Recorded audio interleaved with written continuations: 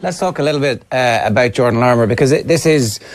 Okay, so he's in the Ireland squad, but he's kind of protected a little bit in the Ireland squad and brought in and out of games and never actually given that much notice in advance that he's going to start. This is undoubtedly the biggest game that he is given forward warning that he's going to start. And you just wonder how a young player deals with that pressure and what is going through his mind for the 2 or 3 days beforehand, when it's kind of in his head, it gets confirmed to him, the captain's run happens, the team gets named, and suddenly it's like, oh, I'm starting a European Cup final.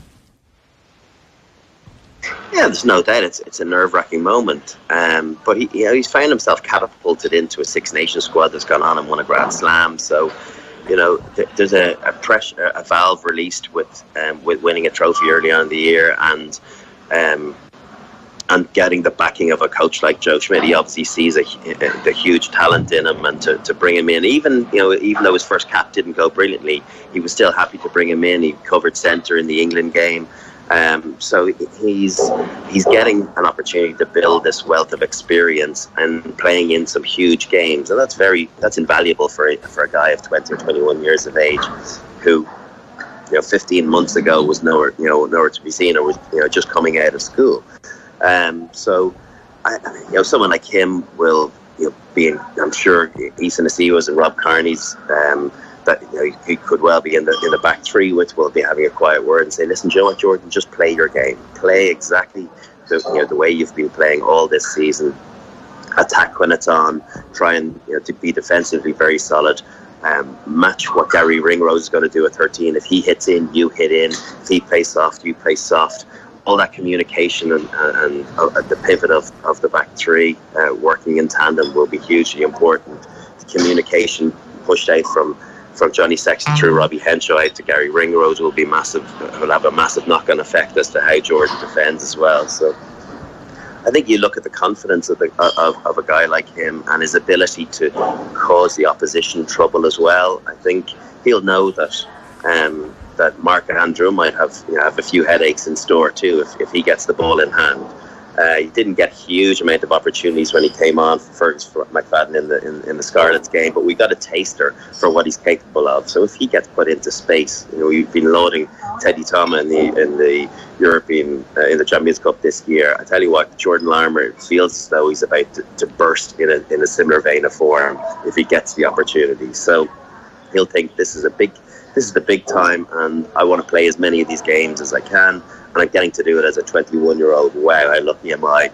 And sometimes I would say the ignorance of youth, but the naivety of youth serves you well. And you're still a young kid, having fun. And that's definitely the way it was when I was a 20 or 21-year-old playing international. It was like, this is great, isn't it? Look, we're playing against Australia and playing in a Grand Slam game against England a few years later. He's gotten to do that at a younger level in a great team with Ireland and a great team with Leinster. So you'd anticipate that he'll be inspired by the players around him and the control that we've seen from Leinster. Yeah, so it's actually an opportunity for him. And the other thing, I suppose, is that Racing don't have a whole heap of tape on him as a winger, so it's not like they can pick massive flaws in him defensively and target them all day long. Yeah, and I don't know how much video analysis the French teams do of the opposition these days.